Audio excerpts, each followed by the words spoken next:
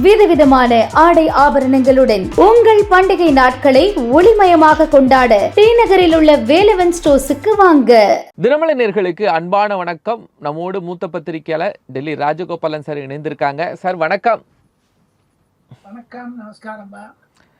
திமுகவும் பாஜகவும் ஒரு எதிர்த்துருவ அரசியலை தமிழ்நாட்டில் கொஞ்சம் காலமாக பண்ணிட்டு இருந்தாங்க. கொஞ்சம் காலமாக மழைக்கால கூட்டத்தொடருக்கு அப்புறமா வரக்கூடிய பில்ஸில் குறிப்பாக டீலிமிட்டேஷன் போன்ற பில் எல்லாம் என்ன மாதிரியான நகர்வுகளை திமுக செய்யறதுக்கு இருக்காங்க? திமுக என்பது காங்கிரசுடன் பயணம் செய்தது பல ஆண்டுகளாக. காங்கிரஸ் திமுக முதுகில் குத்தி விட்டது என்று மு.க. ஸ்டாலின் சொல்லியிருக்கிறார். காங்கிரஸ் திமுக முதுகில குத்துறது முதல் தடவை இல்லை. ஏன் அவர் முதுக காமிக்கிறாரு? ஒன்று. ரெண்டு, காங்கிரஸ் திமுக விட்டுட்டு தாவேக்காவோட போனதுனால தான் அவங்களுக்கு ரொம்ப கோபம் வந்துருச்சு. நீங்க தூய சக்தி தீய சக்தி எல்லாம் சொல்லிட்டு நீ அவங்களோட பயணம் பண்ணிட்டு கடைசியில் அவங்க காங்கிரஸ் சேர்ந்துட்ட அப்புறம் தான் குழப்பமே ஆரம்பிச்சதுங்க. அதனால எப்போ நீங்க திமுக பத்தி விமர்சனம் பண்றீங்களோ பாஜகவோட போறதுன்னுட்டு, அதே சமயத்துல கோபால் தினமலர் நேயர்களுக்கு, உரைகள் நேயர்களுக்கு காங்கிரஸ் செய்த துரோகத்தையும் நான் காண்பிக்க வேண்டும். அதுதான் என்னுடைய முக்கியம். ஏன் தெரியுமா? நீங்க ராகுல் காந்தி தலைமை ஏற்ற பிறகு கடந்த 10 வருடங்களில் 10 தப்பு செஞ்சிருக்காருங்க. அவரு டெமோக்ரஸிக்கு வேணுங்கிறாரு, கான்ஸ்டியூஷன் புக் எடுத்து சுத்தாரு ஊரெல்லாம். அவர் கான்ஸ்டியூஷனுக்கு எதிராக தானே பண்றாரு. அதுல டிஎம்கே சொல்லுவது சரி. எப்படி ஐயா கருணாநிதி அவர்கள் 1974, 75 வருடங்களில் காங்கிரஸ் அவசர கால நிலை கொண்டு வந்த பொழுது நான் ஐயா கருணாநிதி அவர்களை நேரில் கண்டிருக்கிறேன். என்னுடைய தினமணி என்ற குழுமத்தில் பணிபுரிந்த பொழுது பத்திரிகையில், அப்பொழுது ஜெயபிரகாஷ் நாராயணன் போன்றவர்கள்லாம் பார்த்துருக்கோம். அந்த மாதிரிலாம் துரோகம் பண்ணியது கிடையாது திமுக, காங்கிரஸ் பண்ணுது. அதுக்காக தான் ஸ்டாலின் ரொம்ப கோவப்பட்டார். இன்னைக்கு மு.க. ஸ்டாலின் அதே நிலைப்பாட்டை தான் எடுத்திருக்கிறார். எந்த நிலைப்பாட்டை ஐயா கருணாநிதி எடுத்தாரோ, தாய் செய்ததை மகனும் செய்தான் என்ற பெருமையுடன் நான் சொல்லுகிறேன். காரணம், இன்று பாஜக திமுக ஒண்ணு போறதுங்கிறீங்களே, தாவேக்காவுடைய காங்கிரஸ் போச்சு. அதை போய் எங்க பேச மாட்டேங்கிறாங்க. ஆக மொத்தம் அந்த செய்த துரோகத்திற்கு இவங்க செய்தது நன்மையா துரோகமா என்பது வரக்கூடிய காலம்தான் முடிவு பண்ணும். அதாவது பாஜகவோடு நெருங்கிறதுக்கு டெல்லியில திமுக எம்பிக்கள் ஏதாவது ஆர்வம் காட்டுறாங்களா? ஆர்வம் காட்டுகிறார்களோ இல்லையோ, கடந்த 10 வருடங்களாக நரேந்திர மோடி அவர்கள் மத்திய அரசாங்கத்தில் பிரதமராக இருக்கும் பொழுது எப்படி பாஜக நம்ம அண்மையில் அமித்ஷா அவர்களும் நரேந்திர மோடி அவர்களும் சேர்ந்து கொண்டு அரவிந்த் கெஜ்ரிவாலை துரத்தி ஓட விட்டாங்க. மம்தா பானர்ஜி விரட்டினாங்க. அந்த மாதிரி திமுக பண்ணல. அதற்கு உதாரணம், அம்மையார் கனிமொழி அவர்களும் ராஜா அவர்களும் கைது செய்யப்பட்ட போது ஜஸ்வந்த் சிங் என்று சொல்லக்கூடிய வெளியுறவுத்துறை அமைச்சர் ஓப்பன் ஸ்டேட்மெண்ட் கொடுத்தார். கருணாநிதியுடைய மகள் கனிமொழியை கைது செய்தது தவறு என்று. அப்பொழுது நான் அவருடன் சென்ற காலில் பேசினேன். அப்பொழுது ராஜா என்னிடம் சொன்னார், எப்போ கைதாகும் போது, திமுக காரங்கன்னா தொக்குங்க காங்கிரஸ்காரங்க திமுக காரன் தான் கை வைப்பாங்க. பாஜக என்னைக்குமே தோழமை கட்சிகள் மீது இது மாதிரி செஞ்சது கிடையாதுன்னு. ஆனால் நரேந்திர மோடி வந்த பிறகு மாறிவிட்டது. இது வரைக்கும் இந்த 10 வருஷத்துலங்க ஒரு திமுக அமைச்சரை தொட்டிருக்காங்களா பாருங்க. ஆக மொத்தம் அவர்களுக்கு தெரியும், அவர்களுக்கு புரியுது. அதாங்க அரசியல். ஸோ 10 வருஷம் திமுகவை எந்த தொந்தரவும் செய்யலை அப்படிங்கிறதுக்கு என்ன சாராம்சமாக எடுத்துக்கலாம்? இப்போ ஒரு 2 மாதம் தாவேக்கு ஆட்சி பொறுப்பேற்ற பிறகு பாஜக மீது உள்ள விமர்சனத்தை குறைச்சிருக்காங்க அப்படிங்கிறது நமக்கு தெரியுது. ஆனாலும் நட்பு ரீதியாக யாராவது பேசுகிறாங்களா? இப்போ டிஆர் பாலு பாஜக தலைமைகள் கூட பேசுகிறாரா? அப்படி ஏதாவது நடக்குதான்னு கேட்குறேன். நிறைய நடக்குதுங்க. 1 இல்லை 2 இல்லை. ஆனால் அந்த நடப்பதற்கு முன்னதாக, விமர்சனம் செய்வதற்கு முன்னதாக சாதாரணமான ஒரு புரிதல். Enemies enemy is my friend. எதிரிக்கின் எதிரி என்னுடைய நண்பர். அது அந்த ஃபார்முலா எங்க ஒண்ணு அப்ளை பண்ணுங்க நீங்க. ஆனா திமுகவுடைய அடிப்படை கொள்கை அப்படிங்கிறது பாஜக சித்தாந்தத்தை எதிர்க்கிறது அப்படின்னு அவங்க தெளிவா சொல்றாங்களே. மக்கள் எப்படி ஏத்துக்குவாங்க? திமுகவுடைய அடிப்படை தொண்டர்கள் எப்படி ஏத்துக்குவாங்க? கரெக்ட், நீங்க சொல்றது கரெக்ட் தான். ஆனா ஒரு காமன் மினிமம் ப்ரோக்ராம்னு போட்டுட்டு ஐயா கருணாநிதி அவர்களும் அடல் பிகாரி வாஜ்பாய் அவர்களும் நேஷனல் டெமோக்ராட்டிக் அலையன்ஸ் என்று உருவாக்கிய பொழுது ஐயா முரசொலி மாறன் அவர்கள் தூது போனார்கள் இருவருக்கும் இடையே. அப்பொழுது எங்களுடைய சொல்லியிருக்கார் முரசொலி மாறன், மரியாதைக்குரிய முரசொலி மாறன், ஆர்டிகல் 370, ட்ரிபிள் தலாக், ராம் மந்தர், இது மூணுத்தையும் தனியா வச்சிருங்க, 2 பேர் ஃப்ரெண்டு, அவ்வளவுதான். இப்ப பாருங்க, தமிழகத்திற்கு நன்மை தருகிறது. 40 சீட்டு 60 சீட் ஆக போகுது. 234 சீட்ல 470 ஆக போகுது. அசம்பிளி லோக்சபான்னு சொன்ன தமிழ்நாட்டுக்கு வளர்ச்சி வருகிறது. ஒண்ணு சொல்றேங்க, இப்போ திமுக வந்து பாஜகவிற்கு ஆதரவு காட்டுகிறது என்றெல்லாம் அரசியல் சூழ்நிலையாக பேசலாம். நான் சென்னையில தினமணியில் பணிபுரிந்து கொண்டிருந்த பொழுது 1968, 69, 70 வருடங்களில் தமிழ்நாட்டில் ஒரு 9-10 டிஸ்ட்ரிக்ட் தான் இருந்தது கோபால். இன்னைக்கு 36-37 மாவட்டங்கள் இருக்கின்றன. எதுக்காக வளர்க்குறாங்க சொல்லுங்க? அந்த மாதிரி லோக்சபா ஏன் வளர்க்க கூடாது? லோக்சபா 543ங்கிறது அது வளர்ந்தா தமிழகம் வளரும். மாநிலங்களுக்கு மாவட்டங்கள் வரும்போது எப்படி மாநிலம் வளர்கிறதோ அதே மாதிரி லோக்சபாவை வளர்ந்ததுன்னா கான்சன்ட்ரேஷன். இப்போ ஒரு எம்எல்ஏ வந்து 5 லட்சம், ஒரு எம்பி 20 லட்சம், எப்படிங்க பார்க்க முடியும் அவங்கள சொல்லுங்க? போராத வரைக்கும் எம்பி தொகை கொடுக்குறாங்க, எம்பி லேக் scheme, member of local development ஸ்கீம்னுட்டு.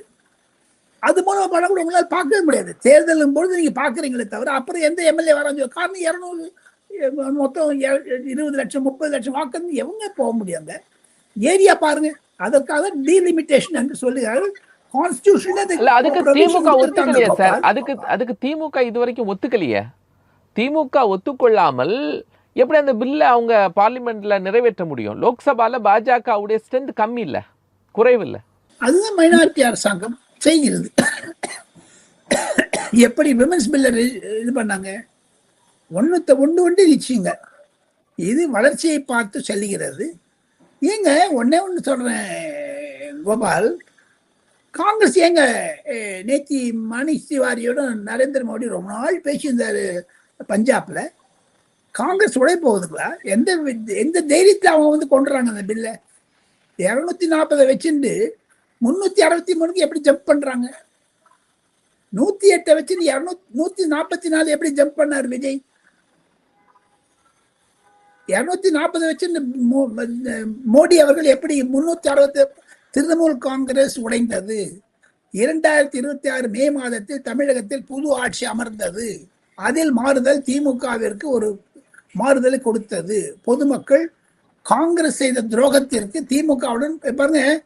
2019 Devendra பட்னவிஸுக்கு நல்ல அமோக வெற்றி. ஆனா ராகுல் காந்தி பூந்து சரத்பவார் பூந்து உத்தவ் தாக்கரே சீஃப் மினிஸ்டர் ஆக்கிட்டாங்க. எவ்வளவு அடிச்சு? அடுத்த எலெக்ஷன்ல பாருங்க, உத்தவ் தாக்கரே இருக்கிற இடம் இல்லாத போயிடுச்சு. அந்த கட்சி இப்போ உடையுது.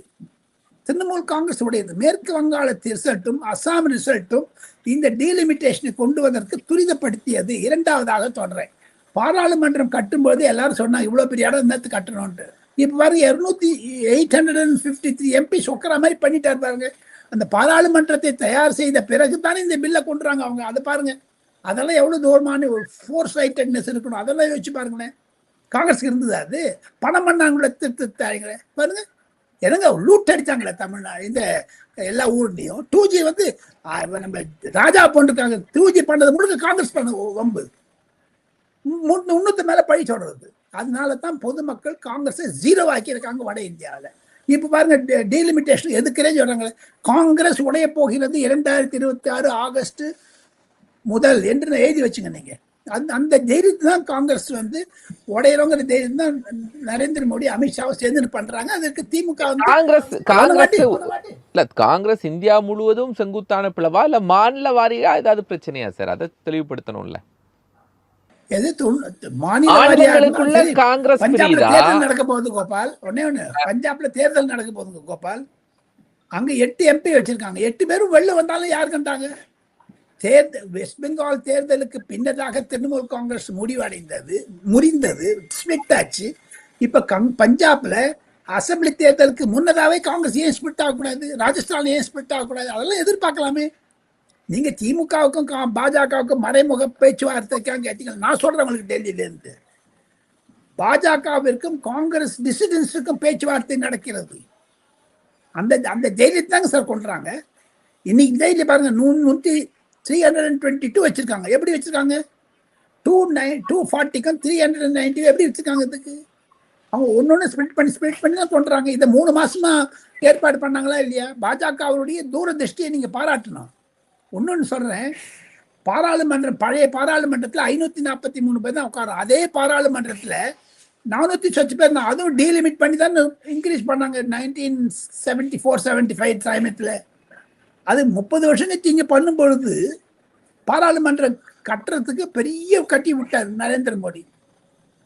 10 வருஷத்துக்கு முன்னாடி பிளான் போட்டாரு. போன ஒரு 3 வருஷத்துக்கு முன்னாடி திறந்துட்டாரு. எதுக்கு திறந்தாரு? இந்த 843 எம்பிஸை உட்கார வைக்கணும் தான் பண்ணிட்டாரு.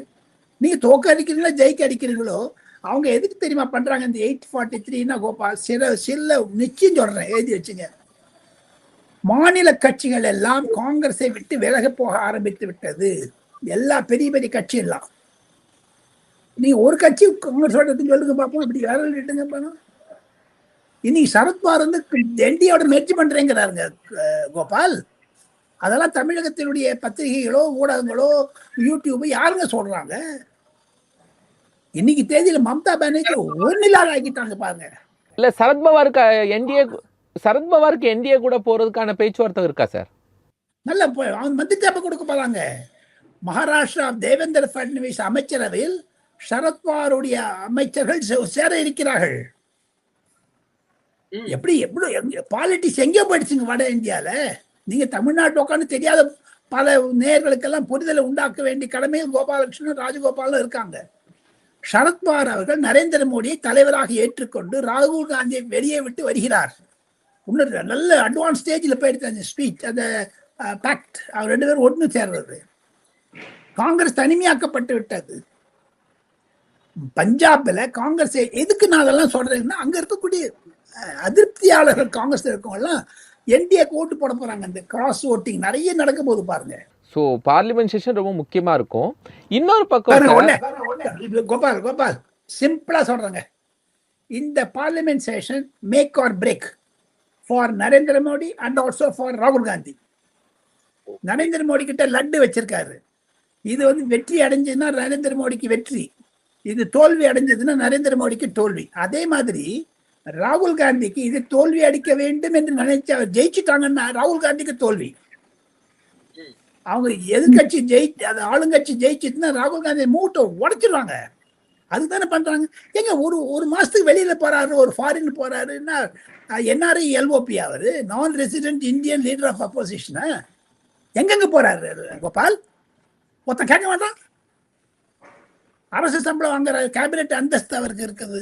ஒரு எம்பி அவனும் ஓடி போடுறாரு. ஏன்னா குடும்பம் இருக்குதா, குட்டி இருக்குதா, இல்ல குழந்தை இருக்குதா, பேரன் இருக்கானா, பேத்தி இருக்காரா, ஊர்ல சொத்து வச்சுங்களா, இல்ல என்னதான் பண்ண, ஏதாவது ஒரு உடம்பு சரியில்லையா, மருந்து சாப்பிட்றாரா, இல்ல வியாதிக்கு இருக்குதா, என்னங்க? why should he go away from India? ஒண்ணுமே இல்லை. தமிழ்நாடு எலெக்ஷன் நடக்குது. யாதோ பிரவீன் சக்கரவர்த்தி கொண்டு பேச வைக்கிறாரு, பி சிதம்பரத்தை கொண்டு பேச வைக்கிறாரு தாவேகாவோட. தமிழ்நாட்டில் அரசியல் எங்கெங்க இருக்குதுங்க? அதனால்தான் திமுக எடுத்த முடிவு வரவேற்கத்தக்கது. கண்டிப்பாக அந்த பில் ஒன்றும் ரிலீஸ் ஆகல. ஆகஸ்ட் மாதம் 10 தேதிக்கு மேல அந்த பில்லை விட போறாங்க வெளில. ஏன்னா எல்லாரோடய பேசிட்டு இருக்காங்க. பேசிட்டு அப்புறம் ஒவ்வொருத்தருடைய கருத்துக்களை போட்டுக்கொண்டு இன்க்ளூடிங் காங்கிரஸ் கருத்து எடுத்துக்க தயாரா இருக்காங்க. இந்த முயற்சி என்பது ராகுல் காந்தி செய்யக்கூடிய ஒரு அபத்தமான முயற்சி. எதிர்த்தாங்கன்னா இந்தியா வளர வேண்டும். 543 எம்பி வச்சு ஃப்ரீஸ் பண்ணலாம், ஃப்ரீஸ் பண்றாங்க. சென்சஸ் இது நிறைய நுணுக்கங்கள் இருக்குங்க கோபால். கொஞ்சம் நஞ்சம் இல்லைங்க. ஒரு பெண் அதாவது மகளிர் மசோதாவை இன்கார்பரேட் பண்ணிருக்காங்க இதுல. சென்சஸ்க்கு அப்புறம் எடுனா 2034 பண்ணாங்கன்னா அதுக்குள்ளயும் பாஜக இருக்கா திமுக இருக்குமா தெரியாது, யார் இருக்காங்க தெரியாது, புது புது கட்சிகள் தாவேக்கா மாதிரி வந்துருச்சுன்னா திருப்பி அந்த India back to the square one. நீங்க தமிழ்நாட்டில் மாவட்டங்களாம் உருவாக்கலாம். இந்தியாவில் 615 மாவட்டம் வந்துருச்சுங்க. முதல்ல 300 இருந்ததுங்க. எப்படி இந்தியா வளருதுங்க? அந்த மாதிரி நாடாளுமன்றம் வளர வேண்டாமா?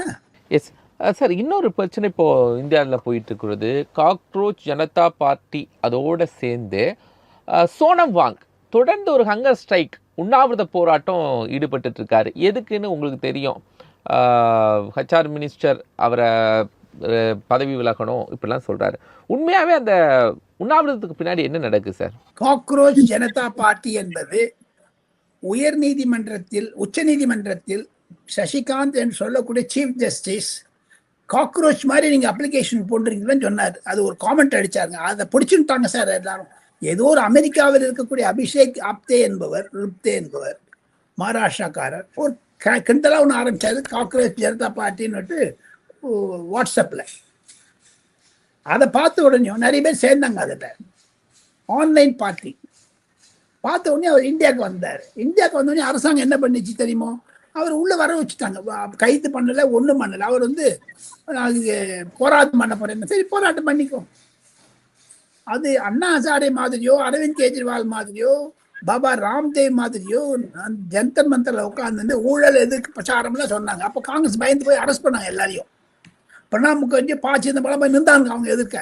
நரேந்திர மோடி போனார், நீங்க என்ன ஒன்று இருக்கோ நாங்கள் ஒன்றும் ஹராஸ் பண்ண மாட்டோம்னு பண்ணோம். அது கொஞ்சம் பெருசாகிட்டே இருந்தது. இது நடுவில் காக்ரோச் ஜனதா பார்ட்டிங்கிறவங்க சொல்லிட்டாங்க, இந்த நீட் எக்ஸாமை பற்றி பேச ஆரம்பித்தாங்க. ப்ளஸ் ஃபாரின் ஃபண்டெல்லாம் பற்றி பேச ஆரம்பித்தாங்க. அதுக்கு ராகுல் காந்தி சொல்ல ஆரம்பித்தாங்க. ஆனால் காங்கிரஸ் கூட சொல்கிறாங்க, இந்த காக்ரோச் ஜனதா பார்ட்டிங்கிறது பிஜேபியுடைய பிரெயின் சைல்டு, நீ அதை போய் சீண்டாத மாட்டிப்பேன்னு சொன்னா. அதனால பின்னாடி போயிட்டார் ராகுல் காந்தி. ஆனால் இப்போ சோனம் வாஞ்சுங்கிறவர், ரெண்டு பேரும் பக்கத்தில் உண்ணாவிரதம் இருந்தாங்க ஜந்தர் மந்தருங்கிற இடத்துல. நேற்று ராத்திரி ராவா அந்த சோனம் வாஞ்சுக்க போலீஸ்காரர் எடுத்துட்டு போயிட்டாங்க. அவருக்கு ஹெல்த் டிட்டீரியேட் ஆகிட்டு இருக்குதுன்னுட்டு. நீங்கள் செத்து போய் வச்சாருன்னா வம்பாகும். அந்த சோனம் வாங்சுனுடைய தகப்பனார் லடாக்கு சுதந்திரம் வேண்டும் என்று இந்திரா காந்தி பிரதமராக இருந்தபோது உண்ணாவிரதம் இந்திரா காந்தி போய் அந்த நியூஸ் கொடுத்து உண்ணாவிரதத்தை நிறுத்தினாங்க. இங்கே டெல்லியில பார்த்தாங்க, சோனியா காந்தி போகணும்னு இந்த சோனம் வாங்கிச்சுக்கிட்டு அந்த மாதிரி போக மாட்டேன்ட்டாங்க. ஏன்னா அது பாரதிய ஜனதா கட்சியுடைய பிளான்ட்டுங்கிறாங்க. அந்த ஒரு பயப்படுறாங்க, அது கரண்ட் ஷாக் அடிக்கிற மாதிரி கிட்ட போனாலும் பயப்படுறாங்க. சோனம் வாஞ்சுக்கா இருக்கட்டும், காக்ரோச் ஜனதா பார்ட்டியா இருக்கட்டும், இது செய்தது நரேந்திர மோடியுடைய ஒரு சூழ்ச்சி என்றுதான் காங்கிரஸ் நினைக்கிறது. ஸோ அது ஒரு பார்ட். செகண்ட் பார்ட்டு, கும்பல் நிறைய வராந்ததுங்க. இங்கே ஷஹீன் பாக், கிசான் ஆந்தோலன்லாம் பண்ணாங்க. ராத்திரி நல்லா சாப்பிட்றாங்க, காலையில் உண்ணாவிரதம். எப்படிங்க உங்களுக்கு வீக் ஆகும் உடம்பு? எப்படிங்க உங்களுக்கு உடம்பு இதாகும்? பிளட் ப்ரெஷர் நார்மலாக இருக்குது, இசிஜி நார்மலாக இருக்குது. அவர் படுத்துட்டே இருக்காரு. எப்படி படுத்துட்டே இருக்காரு? யாரு சோனம் வாங்க? யார சொல்றீங்க? ரெண்டு பேரும் சொல்றேன் நான். காக்ரோச் பார்ட்டி ஆஃப் இந்தியாவும் சாப்பிட்றாங்க. ராத்திரியில் பார்த்துட்டு யாரோ சாப்பாடு தராங்க ராத்திரி 10 அது வீடியோ சமூக வலைதளத்தில் வீடியோ பறக்குதுங்க. சோனம் வாங்ச்சு படுத்துட்டு ராஜா கூட போய் பார்த்தாரு. அவருக்கு பிளட் ப்ரெஷர் இருந்து எப்படிங்க ஒரு 140 180 அப்படியே இருக்குதுங்க. சாப்பிடாத நேற்று என்ன பண்ணாங்க, ராத்திரியை ஒரு துணியை மறைச்சு எடுத்துன்னு போயிட்டாங்க. ஹாஸ்பிட்டலில் போய் அட்மிட் பண்ணி ஊசி கொடுத்து ஆரம்பிச்சிட்டாங்க. இப்போ நார்மலாக இருக்காரு. அவன் ஒய்ஃப் சொல்கிறாங்க, எங்களுடைய பர்மிஷன் இல்லாத போகிறாங்கன்னுட்டு. 20ஆம் தேதி நாடாளுமன்றம் நடக்க போகுது, அதுக்கு முன்னாடி அவங்க காலி பண்ணிட்டாங்க அந்த இடத்த. சரி சார், இப்போ அவருடைய போராட்டத்துடைய மையம் இது? போராட்டத்துடைய மையம் சோனம் வாங்ச்சு நீட் இல்ல நீட் சமாச்சாரத்தில் 25 லட்சம் மாணவர்களுக்கு துரோகம் செய்த பாஜக அரசும் சரி, தர்மேந்திர பிரதான் ராஜினாமா செய்ய வேண்டும் சொன்னாரு. அது ஒவ்வொரு வீட்டுக்கா பண்ண வந்தாரு. அதே மாதிரி நம்ம வாஞ்சுக்கும் பண்ணாரு. யாரு? வாஞ்சுக் அண்ட் காக்ரோச் ஜனதா பார்ட்டி ரெண்டுத்தையும் மேனேஜ் பண்ணணும்னு பார்த்தாங்க. அவங்க ரெண்டு பேரும் ஒரே இடத்துல உண்ணாவிரதம் இருந்தாங்க, ஒரே பக்கத்துல.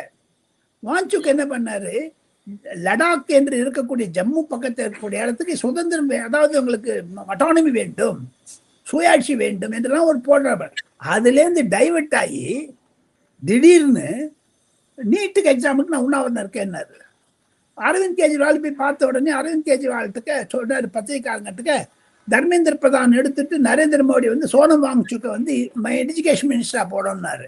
அப்படி சொல்லும்பொழுது ராகுல் காந்தி போய் பார்க்கவே இல்லை. கேசி வேணுகோபாலையும் அந்த பவன் கேராங்களையும் அனுப்பிச்சிட்டாரு. ராகுல் காந்தி போவே இல்லை. என்ன பயம் இருக்கு, இது வேணும்னு பண்றாங்க. அந்த தர்மேந்திர பிரதானுடைய அந்த ஒரு ஹீட்டை எடுக்கிறதுக்காக பாஜக செய்த பிளான்ட் அப்படின்னு எவனும் கிட்டக்க போகல. நேற்று ராத்திரி எல்லாத்தையும் போட்டு முடிச்சுட்டாங்க. அந்த இடம் காலி பண்ணிட்டாங்க, சுத்தம் பண்ணிட்டாங்க, முடிஞ்சு போச்சு. சிம்பிளா போயிடுச்சு. இதை பெருசு பண்ணணும்னு நினைச்சாங்க. பார்லிமெண்ட்ல ஊர்வலம் வரணும்னு பார்த்தாங்க. வாங்கிக்கிட்டு ஊர்வலம் வராங்களா, ராகுல் காந்தி, ராஜா, கனிமொழி எல்லாம் சேர்ந்து ஒன்னா வரணும். அது ஒன்றும் இல்லாத ஆயிடுச்சு. நேற்று இரவு திடீரென்று டெல்லி போலீஸ் அந்த வான்சுக்க ஒரு போலீஸ் வேன்ல போட்டு ஹாஸ்பிட்டல் அட்மிட் பண்ணி விட்டாங்க. இப்போ நவ் ஹி ஸ்டேபிள். அவருடைய பிளட் பிரஷர் தெரிந்து அறிக்கை வந்துருச்சுங்க. முன்னாள் அமைச்சர் அனிதா ராதாகிருஷ்ணன் போன்றவர்கள் என்ன சொல்றாங்கன்னா 6 மாதத்துல எலெக்ஷன் வந்துடும், தேர்தல் வந்துடும் அப்படின்னு சொல்றாங்க. ஸ்டாலின் முதலமைச்சர் ஆவாரு, திருச்சி சிவா போன்றவர்கள்லாம் மத்திய அமைச்சர் ஆவாங்க அப்படின்லாம் ஒரு கருத்தை பேசுறாரு, டெலிபரேட்டா பேசுறாங்க. அதுக்கு பின்னாடி ஏதாவது அரசியல் மறைஞ்சிருக்கா? நிறைய இருக்குங்க. நிஜமாவே பாஜகவும் திமுகவும் ஒன்றாகி வரக்கூடிய சூழ்நிலை உருவாகி கொண்டு வருகிறது. தமிழகத்தில் கண்டிப்பாக ஒரு மாறுதலை ஏற்படுத்தும் மாற்றம் வரும். விஜய் வந்த பிறகு திமுகவுடைய எதிர்காலம் என்பது இருள் சூழ்ந்து விட்டது. ஏதாவது ஒரு இடத்துல போய் அவங்க புகுந்து ஒரு மாநிலத்தையோ மத்திய அரசாங்கத்தையோ எதிர்த்து போகக்கூடாதுன்னு பார்த்துருக்காங்க. இல்லைன்னா அதிமுகக்கான நிலைமையை திமுக பண்ணி விட்டுறாரு விஜய். இப்பதான் நான் உங்ககிட்ட சொல்றேன். அதற்காக கூர்க் என்ற இடத்தில் 1 மாதத்திற்கு முன்னதாக பிரகலாத் ஜோஷியும் கிரண் ரிஜிஜும் மு.க. ஸ்டாலினையும் கனிமொழியும் பார்த்தார் என்ற ஒரு வதந்தி டெல்லியில் சுத்தி கொண்டிருக்கிறது. கூர்க்கு போயிருந்தார். 2 பேரும் பார்த்து பேசிட்டாங்க. Slowly we will develop it, இப்போ ஒன்றும் வாண்டான்னுட்டு. அந்த பேக்ரவுண்ட்ல பாத்தீங்கன்னா அமித்ஷா இது வரைக்கும் ஒரு விதமான ஆக்ஷன் தூரமூர்க மேல கேட்டாங்க. 5 டிஸ்ட்ரிக்ட் கலெக்டர் சுப்ரீம் கோர்ட்ல வாசல் நிற்க வச்சாங்க. இடி அரெஸ்ட் பண்ண மணல் வாரி கொள்ளல. நாளை காத்தால அந்த மணல் வாரி கொள்ள 2-3 பேர் அரெஸ்ட் பண்ணுவான்னு நினைச்சா ஒண்ணுமே ஆகல. எனக்கு ஒண்ணுமே கொடுத்தாங்க. 8 அமைச்சர் மீது புகார் கொடுத்தாங்க. கவர்னர் உட்கார்ந்தாரு. அப்படியே ஒண்ணுமே பண்ணல. ஏடிஎம்கேக்கு ஒண்ணும் பண்ணல, டிஎம்கேக்கு ஒண்ணும் பண்ணல. ஆனா அது கான்ட்ராடியா மம்தா பானர்ஜியும் அரவிந்த் கெஜ்ரிவாலையும் உத்தவ் தாக்கரேயும் என்ன ஓட விட்டாங்க சார் இந்த பிஜேபிங்க. அந்த மாதிரியான சூழ்நிலை மு.க. ஸ்டாலினுக்கு வரவில்லை, உதயநிதி ஸ்டாலினுக்கு வரவில்லை. இன்னும் அவங்க பேசினாங்க, ஆட்சி வரப்போகுது, பாஜக ரிமோட் கண்ட்ரோல் அப்படி இப்படின்னாரு. யாரு?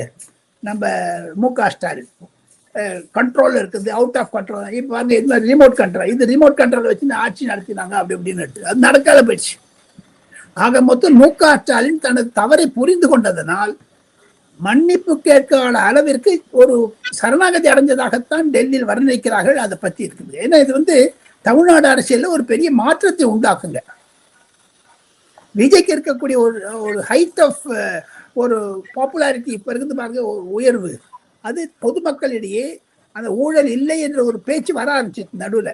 அதை கவுண்டர் பண்ணோம்னா இவங்க எல்லாம் பண்றாங்க. அந்த டீலிமிட்டேஷன் வந்துருச்சுன்னு வச்சுங்க, திமுகவும் பாஜகவும் ஒன்னா மாதிரி வெளில கொஞ்சம் திட்டுவாங்க. அந்த பேசிஸ்ல தான் அனிதா ராதாகிருஷ்ணன் சொல்றாரு திருச்சி சிவா மந்திரி ஆக போறாருன்னு. அது ஜெயலலிதாவை லேடியா மோடியா, ஜெயலலிதா தான் பிரைம் மினிஸ்டர் PH பாண்டியன் சொன்னாரு. இதே RS பாரதி மு.க. ஸ்டாலின் இந்திய கூட்டணியினுடைய பிரதமர் 2024 ஒன்னும் இல்லாத ஆயிடுச்சு. ராகுல் காந்தி பிரதமர்னாரு மு.க. ஸ்டாலின் புஷ்னு போயிடுச்சு 2019. ஸோ இதெல்லாம் பேச்சு ஊழியர்களையும் கட்சி தோழர்களையும் உற்சாகப்படுத்துவதற்கு பேசுவதை தவிர இப்போ ஒன்றும் இல்லை. நானே சொல்றேன், தினமலருக்கு நல்ல ஒரு எடிட்டர் தேவை, நிறைய எக்ஸ்பீரியன்ஸ் இருக்கு. கோபால் வெரி குட், நான் வாழ்த்துறேன். நீங்க தினமணிக்கு ஆசிரியர் ஆகணும்ட்டு. அது தப்பா? அது இல்லை, நீங்களே சொல்றீங்க. நீங்க ரொம்ப நாளா இருக்கீங்க, இதை நீங்க பல பிரைம் மினிஸ்டரோட போயிருக்கீங்க, பல ஜனாதிபதி. நீங்க ஒரு பெரிய பத்திரிகையாளர், ஒரு பத்திரிகையாளர், ஒவ்வொருத்தரும் சொல்லதான் சொல்லுவாங்க. அந்த மாதிரி ஒன்னும் இல்லாத ராகுல் காந்தி பிரைம் மினிஸ்டர் 10 வருஷம் ஆவே முடியல, அவரால் 15 வருஷமா. ஸ்டாலின் சொன்னாங்க, அம்மையார் ஜெயலலிதா சொன்னாங்க, இன்னைக்கு சொல்லியிருக்காங்க திருமாவளவன் தான் அடுத்த பிரைம் மினிஸ்டர். நடக்குமாங்க? அது ரொம்ப முக்கியமா எதிர்பார்க்கிறோம். மழைக்கால கூட்டத்தொடர் எப்படி இருக்க போகுது? அதுல இன்னைக்கு ஏற்கனவே திமுக கூட்டணியில் ஒரு எதிர்நோக்குகள் இருக்கும். பாஜக அதையெல்லாம் சமாளிப்பார்கள். இதெல்லாம் விட்டுங்க, நிறைய ரீஃபார்ம்ஸ், ஒரு பில் வரப்போகுதுங்க, அதெல்லாம் பண்ணலாம். நம்ம அதை பத்தி பேசுங்க. செக்யூரிட்டி பத்திங்க, அதாவது செபி அதை ரீஃபார்ம் பண்ணணும்ட்டு ஃபைனான்ஸ் மினிஸ்டர் நிர்மலா சீதாராமன் ஒரு பில் கொண்டு போறாங்க. பிளஸ் ஆர்டிஃபிஷியல் இன்டெலிஜென்ஸ்க்கு முக்கியத்துவம் கொடுக்கணும்ட்டு செமிகண்டக்டர்லாம் பற்றி அதை பற்றி ஒரு அறிக்கை கொடுக்க போறாங்க. இதெல்லாம் முக்கியமானது இருக்குதுங்க. வெறும் நம்ம டீலிமிட்டேஷனை பற்றி பேசக்கூடாது. கடைசியாக ஒரு கருத்தை சொல்லி முடித்துக் கொள்கிறேன். டீலிமிட்டேஷன் வந்ததுன்னா அந்த டீலிமிட்டேஷனுடைய பேசிஸ்ல 2029 ஏப்ரல் மாதம் நடக்கக்கூடிய தேர்தலில் தமிழகத்தில் இருக்கக்கூடிய எம்பிக்கள் 39 59 ஆகும் என்ற நற்செய்தியை சொல்லி கோபாலகிருஷ்ணன் விடைபெறுகிறேன். ராஜகோபாலன். நன்றி நன்றி ராஜகோபாலன் சார், நிறைய தகவலை பகிர்ந்து கொண்டிருக்கீங்க, மிக்க மகிழ்ச்சி. நேர்களை மற்றும் ஒரு நிகழ்ச்சி நம்ம சந்திக்கலாம். நன்றி.